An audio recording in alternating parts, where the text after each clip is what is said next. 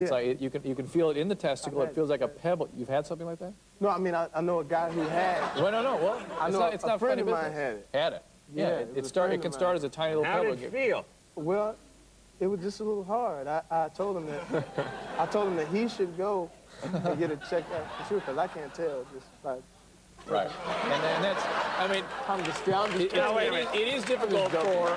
He's kidding, ladies and gentlemen. It is difficult for men to tell themselves whether they've really got something there. Men should check themselves, and if there's something hard there, they should have it checked out. And probably yearly, young males should have their testicles checked. Yeah. All right, but by a physician or... Okay, I was going to say a Swedish nurse or... No, physician. All right, but Drew, let me just ask you very quickly. Yeah. Suppose I had a gym sock. Yeah. And I put a couple of acorns at the bottom of the gym sock. Yeah. And I was feeling it. Yeah. What else would I have to put in there in order to think my sock had cancer? Your testicles feel like acorns? They're like rocks? I had a couple of cassava melons inside this sock. Cassava melon. Now, Drew, what I'm saying, let's add a little gravel to it. What would I feel? Pebbles, or even an acorn. I mean, that's something, anything hard, anything that's not rubbery or it is hard. If you have, like, you know, a lot of times if you have large testicles. Right. I mean, if they're small, does that mean anything? I mean, like No. I have. No, that's good. You have small testicles? I got small ones. All right, let me explain why small testicles are good. Okay. Because everything's relative. Okay. And it makes whatever's next to it look bigger. That's what You see what I'm saying? All right. Beth, you are on the LoveLine phone. What is your question? Yeah, I'm a bisexual woman, and I'm dating a guy that, although he won't commit to me, has a real big problem if I flirt with other women or look at women. He doesn't seem to really, he minds about guys, but not even as much as if I look at a woman. So I just wondered what to do. You need to drop him, baby. Come roll with me.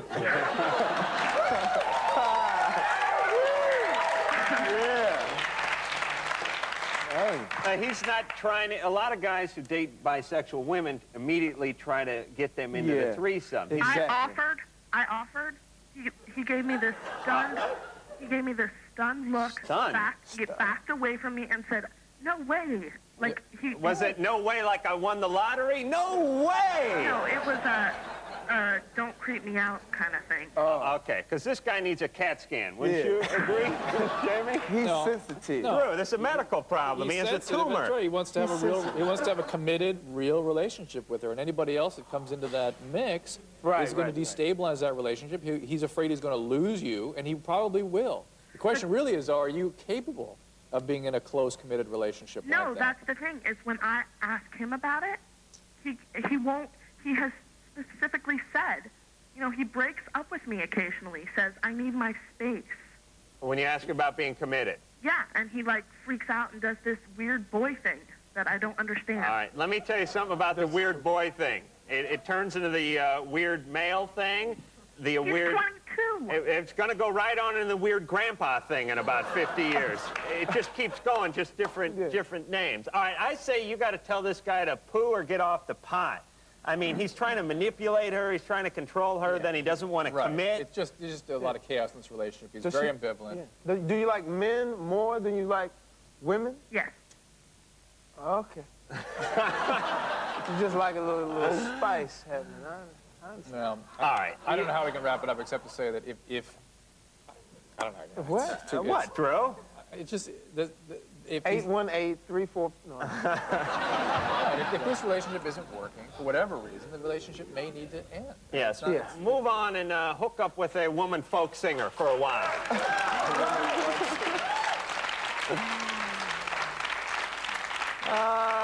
We get calls, don't we, Drew? Gina, you're on the LoveLine phone. Hi, my boyfriend wants me to get it on with his brother while he gets it on with my sister. Oh, my God. This is a Partridge Family episode, wasn't it? Oh, God. All right. We're going to get to this. We're going to get to Jamie. We're going to get to Drew. We're going to get to you all after this.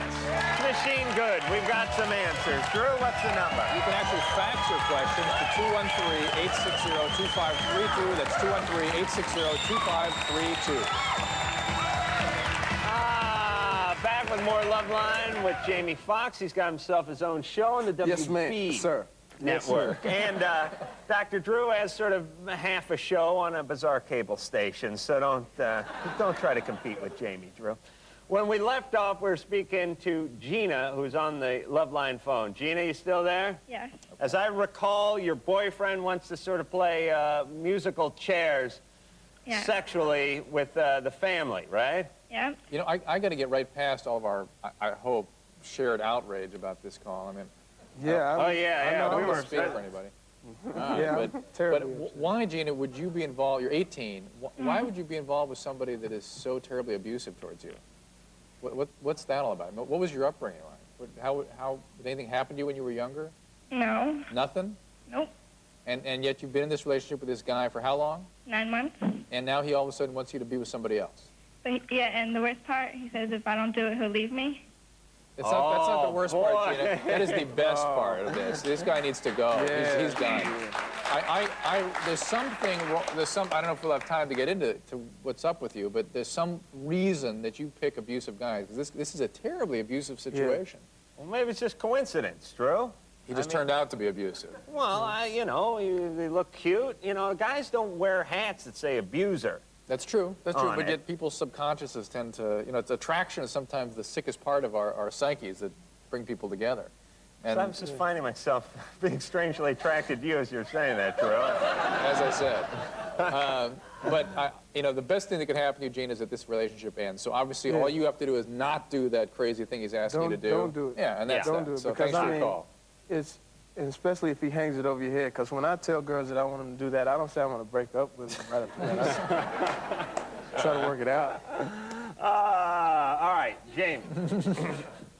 Jamie, got a movie coming out. Yeah, I got a movie coming out. Booty Call. It's called Booty. There's no black people in that movie, is there? Actually, I'm the only black in the movie. No. Yeah. Really? No, I'm kidding. No. Booty Call. It's called Booty Call. You know what Booty Call is? Anybody know what that is? You're looking at me kind of crazy. Hey, well, white people, you can fake it. You know what Booty Call is, right?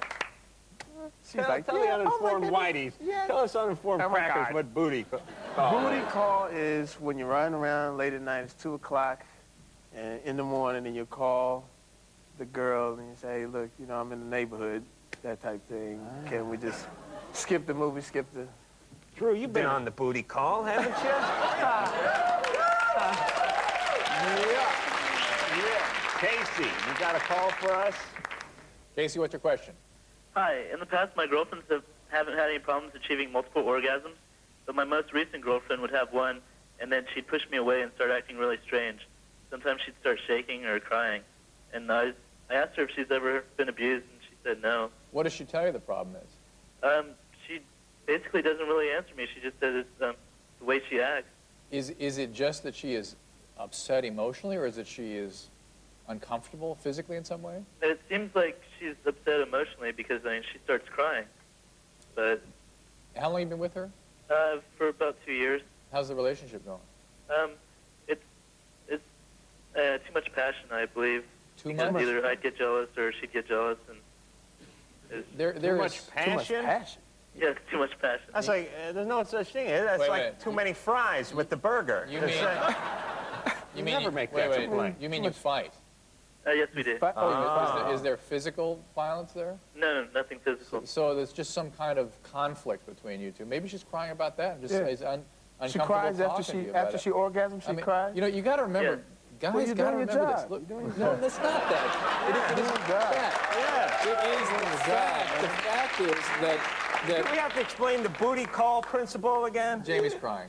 The fact is, though, that you guys have got to remember that women have very intense emotional experiences when they're physically intimate, and she may get in touch with some feelings that are painful to her as a result of that experience. There is something bothering her that she either can't really say for herself, she's even aware of, or she's unwilling to tell you. This may sound stupid, but could it be a spring is coming up from under the mattress? Chris, help me, please.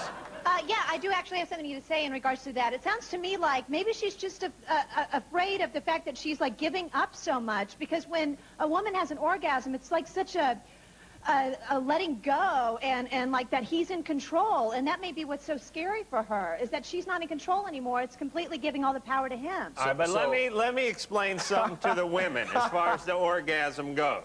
It is not like the Stanley Cup. It's not like you give it away and all of a sudden it's in Montreal for another year. You got it's like a bottomless mug you get at the Kentucky Fried Chicken or something. It just keeps. What I'm saying is, have you given it up? yes, I'm an endless supply of orgasms.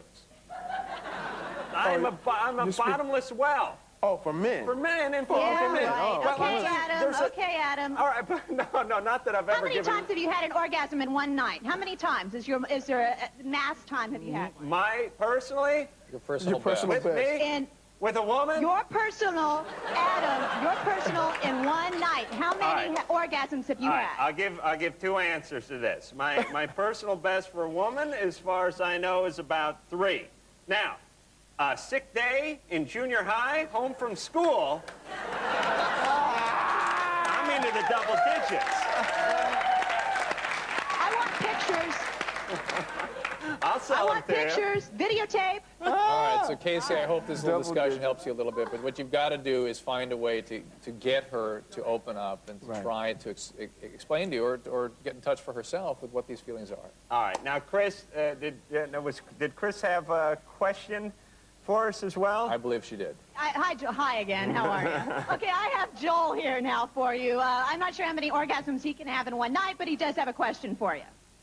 All right, most guys would like to have my problem, you know. It kind of takes me a long time to achieve climax, and I was wondering, is there anything I could do to get a quicker orgasm? Okay, they'd like to have the problem, but not the haircut.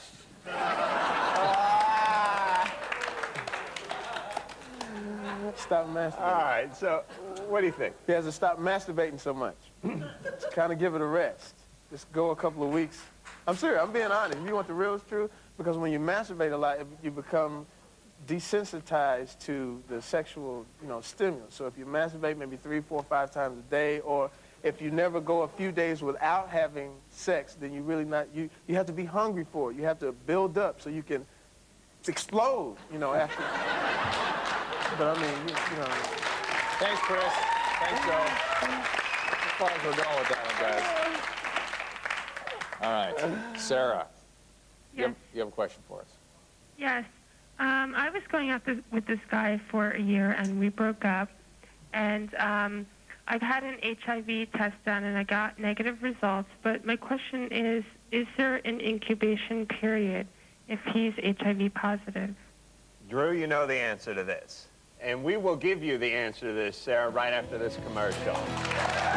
Drew, tell them how. You can call for tickets to be an audience member at 213-896-3035. It's 213-896-3035. Well, thanks for coming back. Just sitting here with Dr. Drew and Jamie Foxx from the Jamie Foxx Show. When we left off, we were speaking to Sarah, who's on the phone. Sarah? Hold on, let me find her. Punch her up. Oh, Drew, you are sharp as a tack, buddy.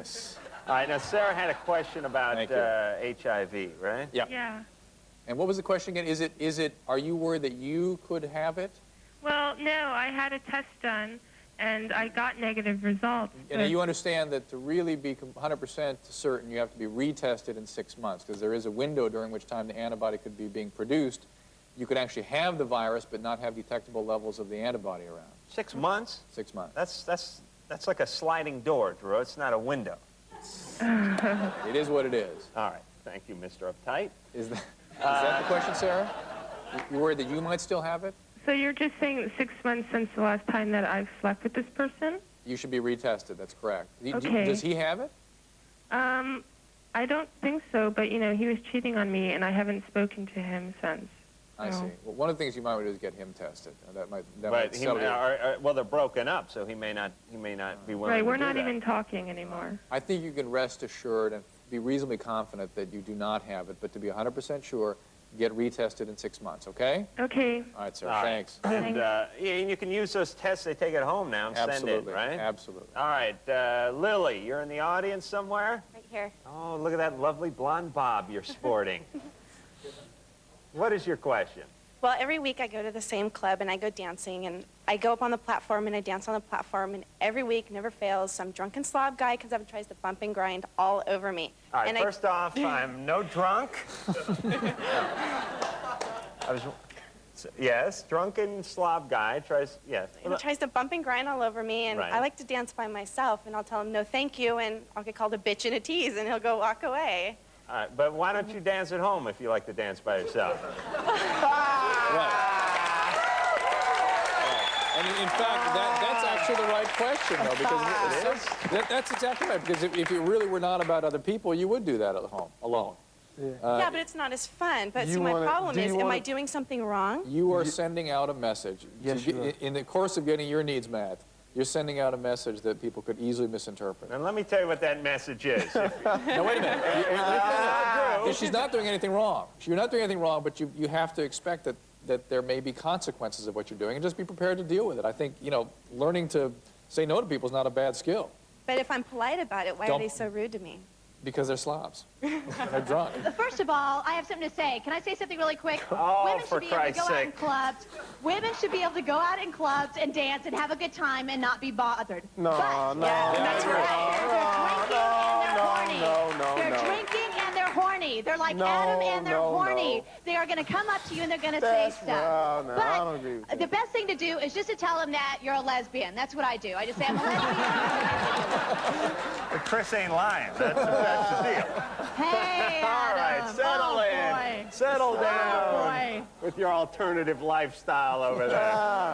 All right, listen. First off, the message, which I was trying to get to about 45 minutes ago, Drew. It's like, you ever watched a Western, the old Western movies, when the chuck wagon would pull up and Cookie would come out and ring that bell? That is the message you're sending off when you're up on the platform. Yeah. Am I right? It's like it's a chuck wagon commercial. It's come and get it. That's what that message is. No, it is not. Well, it's not necessarily come and get it, but you got to realize this. It's like, I go to clubs or whatever like that. But that's what you go to, you guys are going to clubs to pick up. Girls are going to clubs to make it hard for guys to pick up.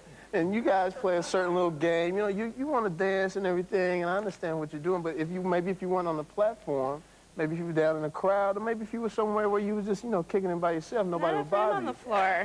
I'm being honest with you. I'm trying. But now guys that come up and disrespect you and call you bitch and a tease, they're losers anyway. You know what I'm saying? I mean, but you got to understand where our mentality is when we go to a club. That's what we go to. Try to meet girls, and if you're on the platform, you're looking good, you're doing your thing, whatever like that. Hey, it's gonna happen. Expect You know what I'm saying? You can expect that. Say no. Just keep saying All right, just say no and just sit down because we're moving on. Right, Drew? Thank you. Thank you. Actually, we got a video, I guess, here now. We do. All right, Greg, 24, you have a LoveLine video for us? Hi, this is Greg from Belmar, New Jersey. And as an exotic dancer, I'm a very outgoing guy. Now, one time this girl turned into a real fatal attraction on me. And maybe you guys know what I could do to stop something like that from happening again. All right, so Greg, the women are attracted to the bouffant hairdo he has. Yeah. Apparently, and he's being stalked. Right. All right, do you have him on the, He's phone? on the line right now. Greg? Hi, how you doing? Yeah, so tell us what happened.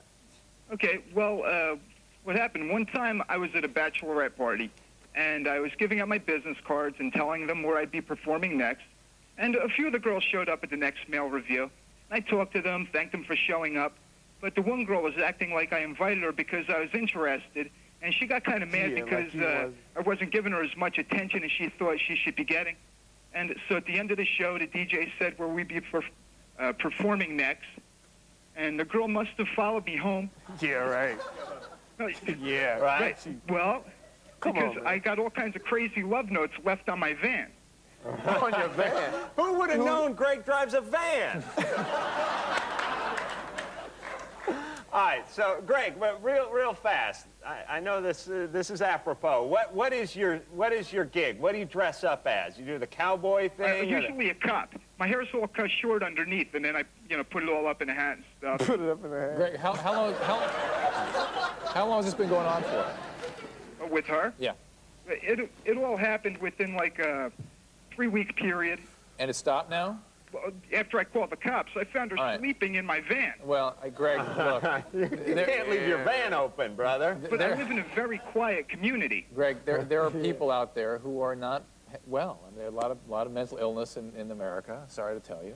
And they're crazy, horny, screwed up women, too, out there. There are not as many as there are guys, but there are women who do this sort of thing. This is somebody who's very disturbed and got the wrong message and acted out on it. It's a mess, and you did the right thing. You've got to bring down a lot of structure. Don't be nice. Don't make it easy. Call the police. Bring as much strict. Look, I'd put the cop outfit back on and go out there and arrest her ass, Greg. If it ever, I don't think you can prevent it from happening again except by being real clear with people and doing exactly what you did this last time. Same thing. We have somebody else now who wants to remain anonymous. We have Karen in the LoveLine phone booth. Ah, Karen, what is your question? Hi. Well, my boyfriend and I were, like, making out one day, and he kind of made a comment to me that one of my breasts was larger than the other one. And I'm kind of an insecure person anyway, so it made me a little bit uncomfortable. And is this a hereditary kind of thing, or is it abnormal, or what can I do about it? Hold the phone there, Karen, because we're going to have to go to break. I know what goes on here. There's like a Yugo and a minivan all parked in the same garage. And okay, good. We'll be back after this.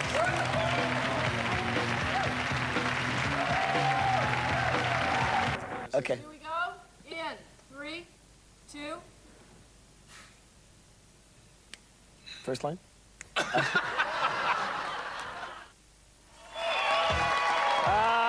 You got questions, we got answers. Drew, what's the number? Call us if you want to participate at 213-520-LOVE. It's 213-520-LOVE. All right, thanks for coming back with us. Drew, myself, and Jamie. Now, when we left off, we were speaking to Karen, who's in the phone booth, and she had a problem with her chest. She had a Sissy Spacek boob and a Dolly Parton boob, all on the same chest. You know what, Karen? That's actually a very, very common problem. Women have a lot of asymmetry, as do men, and it's not uncommon for there to be different directions and different sizes and different differences. And variety is the spice of life, and you are not abnormal. You are not even unusual.